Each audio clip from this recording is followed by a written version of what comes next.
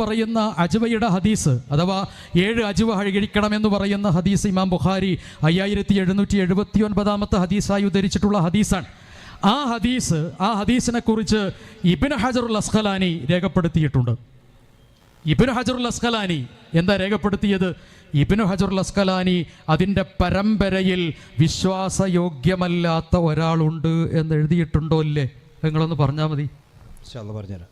ഇങ്ങനെയാണ് ചോദ്യം ചോദിക്കേണ്ടത്, മനസ്സിലായില്ലേ? ഇങ്ങനെ ചോദ്യം ചോദിച്ചാൽ നമുക്ക് ഇൻഷാ അല്ലാഹ് ഓരോന്നായി പഠിക്കാം.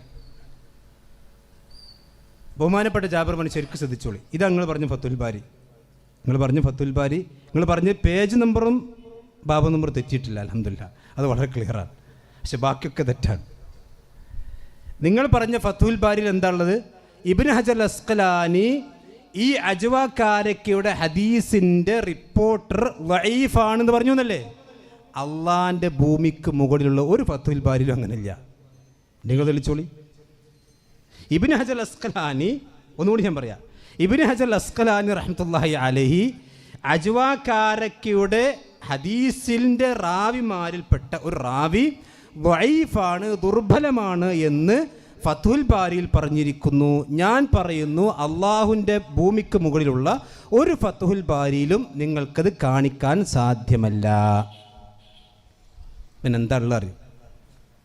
ഞാൻ ആദ്യം പറഞ്ഞ വാചകം ഒന്നുകൂടി ശ്രദ്ധിക്കുക.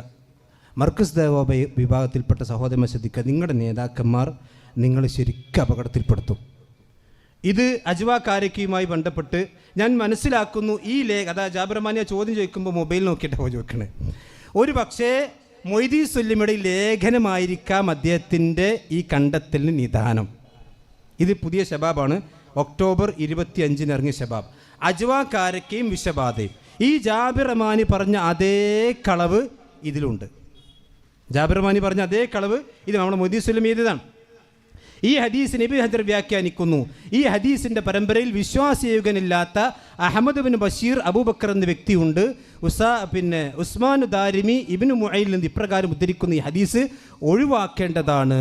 അപ്പോൾ എന്താ ഇതിൽ പറഞ്ഞത്? മൂപ്പര് പറഞ്ഞ ഹദീസ് റിപ്പോർട്ടർമാർ ലൈഫ് ഉണ്ടെന്നല്ലേ? ഇല്ല. ഇതേ സംഭവം നമ്മുടെ മൊയ്തീ സുല്ലമി പറഞ്ഞപ്പോൾ എന്ത് ചെയ്തു? ഈ റിപ്പോർട്ട് മത്രൂക്കാണ്, ഒഴിവാക്കപ്പെടേണ്ടതാണെന്ന് ഫത്തുൽ ബാരിയിലുണ്ട്. ഞാൻ പറയുന്നു, ഇത് രണ്ടാമത്തെ കളവ്. അള്ളാഹുവിൻ്റെ ഭൂമിക്ക് മുകളിലുള്ള ഫത്തുൽ ബാരിയിൽ മൊയ്തീ സുല്ലമി ശബാബിൽ എഴുതിയതുപോലെ ഒരു വാചകം അറബി അറിയുന്ന മർക്കസ് ദേവയിൽപ്പെട്ട ഇവിടെ അറബി കോളേജൊക്കെ ഉണ്ടല്ലോ, ഒന്ന് പോയി നിങ്ങൾ എടുത്തു നോക്കി. ശരിക്ക് ചിന്തിച്ചോടെ സഹോദരൻ, ദീനാണ് ഈ പൊളിക്കണത്. ഇനി എന്താ ഫത്തുൽ ബാരി ഉള്ളത്? ഫത്തുൽ ബാരി ഉള്ളത് അഹമ്മദ് ബിൻ ബഷീർ അബൂബക്കർ എന്ന് പറഞ്ഞ റാവി റിപ്പോർട്ടർ ഹദീസിലുണ്ട്. ഈ റിപ്പോർട്ടറെ സംബന്ധിച്ചിടത്തോളം ഇബ്നു ഹജർ അസ്ഖലാനി പറയാണ്, ഹുവൽ കൂഫി അൽ മഖ്സൂമി മൗലാഹും ലൈസ ലഹു ഇൻദൽ ബുഖാരി സിവ ഹാദൽ മൗളി. ഇമാം ബുഖാരിക്ക് ഈ അഹമ്മദ് ബിൻ ബഷീർ അബൂബക്കർ എന്ന് പറയുന്ന റിപ്പോർട്ടർക്ക് ഇവിടെ മാത്രമേ ഹദീസ് ഉള്ളൂ. ബുഖാരിയിൽ ഒരു സ്ഥലത്ത് മാത്രമേ അദ്ദേഹത്തെ റിപ്പോർട്ട് കൊണ്ടുവന്നിട്ടുള്ളൂ. വഖാൽ ഇബ്നു മുഈൻ, എന്നിട്ട് ഇബ്നു മുഈൻ്റെ ഖൗൽ എടുത്തു കൊടുക്കണം ഇബ്നു ഹജർ. ഇബ്നു മുഈൻ പറഞ്ഞിരിക്കുന്നു, ലാ ബഅസ ബിഹി, ഇദ്ദേഹത്തിനൊരു കുഴപ്പമില്ല. ഹാകദാ റവ അബ്ബാസ് ദൗരി അൻഹു, ഇബ്നു മുഈനിൽ നിന്ന് അബ്ബാസ് ദൗരി റിവായത്ത് ചെയ്തത് ഇബ്നു മുഈൻ ഇയാളെക്കുറിച്ച് എന്ത് പറഞ്ഞു? ലാ ബഅസ ബിഹി നാം. എന്നാൽ ഉസ്മാനു ദാരിമി, ശരിക്കും ശ്രദ്ധിക്കണം കേട്ടോ, ഈ ഇദ്ദേഹത്തെ അബൂ അഹമ്മദ് ബിൻ ബഷീർ എന്ന് പറയുന്ന റാവിയെ സംബന്ധിച്ച് ഇബ്നു മുഈനിൽ നിന്ന് 2 ഖൗൽ ഉദ്ധരിക്കപ്പെട്ടിട്ടുണ്ട്. ഒന്നാമത്തെ ഖൗൽ ഉദ്ധരിച്ചത് അബ്ബാസ് ദൗരിയാണ്. അബ്ബാസ് ദൗരി ഉദ്ധരിച്ചപ്പോൾ ഇബ്നു മുഈനിൽ നിന്ന് എന്താ പറഞ്ഞത്? ലാ ബഅസ ബിഹി. എന്നാൽ ഉസ്മാൻ ദാരിമി ഇബ്നു മുഈൻ ഉദ്ധരിച്ചപ്പോൾ ഇതേ ആളെ സംബന്ധിച്ച് മത്രൂക്ക് എന്ന് പറഞ്ഞിട്ടുണ്ട്. അത്രേ ഒരു വായിച്ചിട്ടുള്ളൂ. ഇനി ബാക്കി എന്താ അറിയോ? എന്നാൽ വതഅഖബഹു ദാലിക്കൽ ഖതീബ്, ഈ ഇബ്നു മുഈൻ ഈ അഹമ്മദ് ബിൻ ബഷീർ എന്ന് പറയുന്ന റാവിയെ സംബന്ധിച്ച് മത്രൂക്ക് എന്ന് പറഞ്ഞല്ലോ. എന്നാൽ അത് ശരിയല്ല. കാരണം എന്താ അറിയോ? ബിഅന്നഹു ഇൽതബസ അലാ ഉസ്മാൻ ബിആഖറ. കാരണം ഈ ഇബ്നു മുഈനിൽ നിന്ന് ഉസ്മാൻ ദാരിമി ഉദ്ധരിച്ചപ്പോൾ ഇബ്നു മുഈൻ വേറൊരു റാവിയെക്കുറിച്ച് പറഞ്ഞത് ഈ റാവിയെക്കുറിച്ചാണ് എന്ന് ഉസ്മാൻ ദാരിമിക്ക് തെറ്റുപറ്റിയതാണ്. ഒന്നുകൂടി ഞാൻ വായിച്ചു തരാം. وتعقب ذلك الخطيب بأنه التبس على عثمان بآخر يقال له أحمد بن بشير. അഹമ്മദ് ബിൻ ബഷീർ എന്ന് പറഞ്ഞ 2 റാവിമാരുണ്ട്. അഹമ്മദ് ബഷീർ എന്ന് പറയുന്ന 2 റാവിമാരുണ്ട്. അപ്പോൾ അഹമ്മദ് ബഷീർ എന്ന് പറയുന്ന റാവി, ഒരു റാവി ദഈഫാണ്, ഒരു റാവി സ്വഹീഹാണ്. അപ്പോൾ അഹമ്മദ് ബിൻ ബഷീർ എന്ന് പറയുന്ന ദഈഫായ റാവിയെ സംബന്ധിച്ച് ഇബ്നു മുഈൻ മത്രൂക്ക് എന്ന് പറഞ്ഞു. അപ്പോൾ ഈ ഹദീസ് ഇബ്നു മുഈൻ ഈ ഖൗൽ ഉദ്ധരിച്ചപ്പോൾ ഉസ്മാൻ ദാരിമി എന്ത് വിചാരിച്ചു? ബുഖാരിയിലെ അഹമ്മദ് ബിൻ ബഷീറാണ് തെറ്റിദ്ധരിച്ചു. ഇതെവിടെ ഉണ്ട്? ഈ ജാബിർ റഹ്മാൻ ഇത് നോക്കിയിട്ടുണ്ടെങ്കിൽ ഉണ്ടാവില്ല എന്നാണ് ഞാൻ വിചാരിക്കുന്നത്. ഉണ്ടെങ്കിൽ ഇത് മുമ്പ് കാണാതെ നിൽക്കില്ലല്ലോ. ഇനി കണ്ടിട്ടും നിങ്ങൾ മറച്ചു വെച്ചതാണെങ്കിൽ ഈ സമുദായത്തെ നിങ്ങൾ വഞ്ചിക്കുകയാണ്, സമുദായത്തെ നിങ്ങൾ വഞ്ചിക്കുകയാണ്. ഇനി കേട്ടോ, ഇനി ഇബ്നു ഹജർ എന്താ പറഞ്ഞത്? വഹാദ ബഗ്ദാദിയും മിൻ തബഖത്തി സാഹിബി തർജുമ. ഇതിൽ ഇബ്നു ഹജർ പറഞ്ഞെന്താ അറിയോ? ഇബ്നു ഹജർ ദഈഫ എന്നല്ല പറഞ്ഞ്, വകഅന്ന ഹാദാ ഹുവ സിർറു ഫീ തക്നിയത്തിൽ മുസന്നിഫ് ലഹു ലിയംതാസ് അൻ ഖരീനിഹി അൽദഈഫ്.